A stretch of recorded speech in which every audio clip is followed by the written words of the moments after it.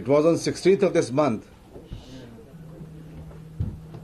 The police got an information from Max Hospital that Mr. Rohit Shekhar has been brought dead to the hospital. इसके बाद से inquiry शुरू होती है, inquest की प्रोसीडिंग शुरू होती है.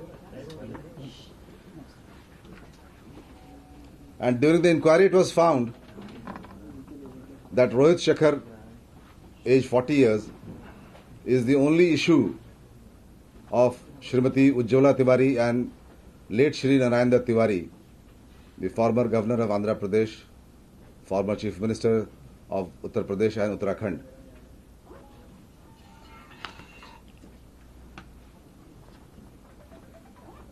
His father was also cabinet minister in the union cabinet. It was found that on 10th of April, Rohit Shekhar Tiwari with his mother, few other relatives and servants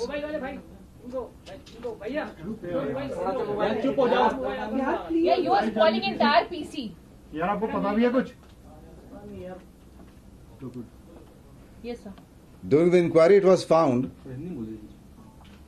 कि रोहित शेखर तिवारी 10 अप्रैल को अपनी mother Ujjwala Tiwari, कुछ relatives और driver servants के साथ उत्तराखंड गए थे काठगोदाम में अपना वोट कास्ट करने के लिए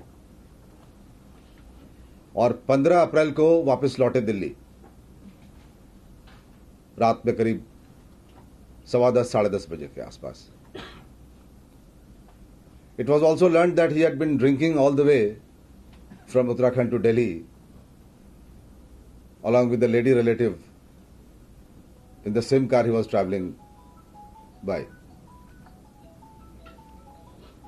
रात में खाना खाने के बाद आफ्टर डिनर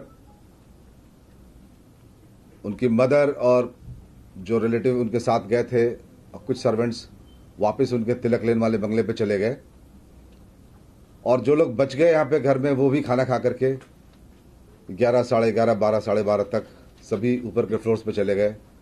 बाकी सर्वेंट्स भी रिटायर कर गए अपने अपने क्वार्टर्स में. उनके जो बड़े भाई हैं उनके हाफ ब्रदर ही also went to his room.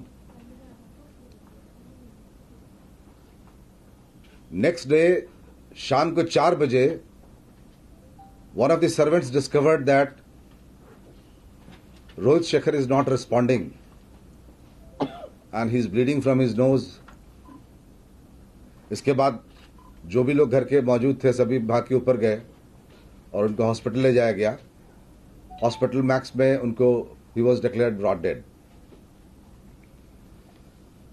Body was sent to All India Institute of Medical Sciences for postmortem. The following day postmortem was conducted by a board of 5 doctors. और postmortem की finding बहुत ही categorical थी, very specific. Cause of death was found to be due to asphyxiation by smothering and strangulation. मुंह दबा के, मुंह नाक दबा करके, गला दबा करके हत्या की गई और जो टाइम ऑफ डेथ था वो लास्ट मील से 2 घंटे के आसपास माना गया. जो रफली जो खाना उन्होंने खाया था उसके हिसाब से 1 बजे के रात की बात है. FIR 302 की दर्ज की गई और इन्वेस्टिगेशन क्राइम ब्रांच को सौंप दिया गया. क्राइम ब्रांच में हमने DCP जॉय तिर्की, हमारे ACP mister Arvind Yadav, mister Anil Dureja, हमारे जो इंस्पेक्टर्स, हमारी टीम खड़ी है पीछे, इंस्पेक्टर सतीश, इंस्पेक्टर जैन और हमारे सभी साथियों ने 4 दिन तक दिन रात अथक मशक्कत की. सारे फैक्ट्स, सारे सर्कमस्टांसेस को एग्जामिन किया, जो भी मौके की चीजें थी उनको देखा और जो लोग संदेह के घेरे में थे उन सबों को कई बार इंटरोगेट किया गया. फाइनली ये इंटरोगेशन और जब सारे पीसेस जुटाए गए साथ साथ तो ये स्पष्ट हो गया कि उनकी वाइफ अपूर्वा शुक्ला तिवारी ने उनकी गला घोट करके और मुंह नाक बंद करके उनकी हत्या की। उनको आज सुबह गिरफ्तार कर लिया गया है और फर्दर इन्वेस्टिगेशन अभी चल रही है।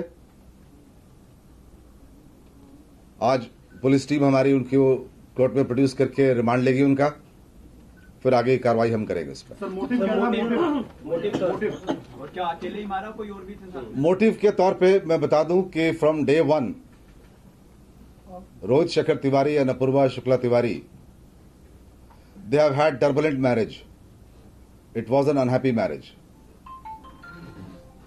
और जितनी भी आशाएं उम्मीदें थी इस शादी से, वो सब लगभग एक एक करके दे वर बिलाइड, ऑल हर होप्स वर बिलाइड। तो दिल्ली पुलिस को आप सुन रहे थे, बता रहे कि किस तरह से रोहित शेखर की इस हत्या को अंजाम दिया गया सिलसिलेवार, और आखिरकार रोहित शेखर की पत्नी अपूर्वा को गिरफ्तार कर लिया गया।